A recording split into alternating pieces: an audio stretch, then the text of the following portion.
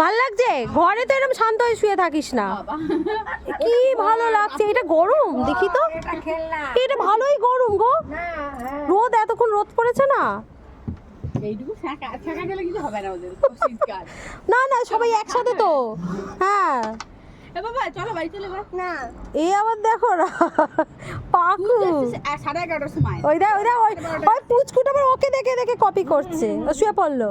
আমার ছেলে তো গড়াগড়ি দিচ্ছে, তুমি অবস্থা দেখো। আর ও এ হচ্ছে দোলনা দিচ্ছে, চিন্তা করো কি আরামসে আছে এরা।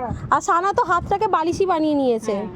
ওই দেখ ওই দেখ ওই দেখ ওই দেখ ওই দেখ বড় হয়ে গিয়েছে এরা।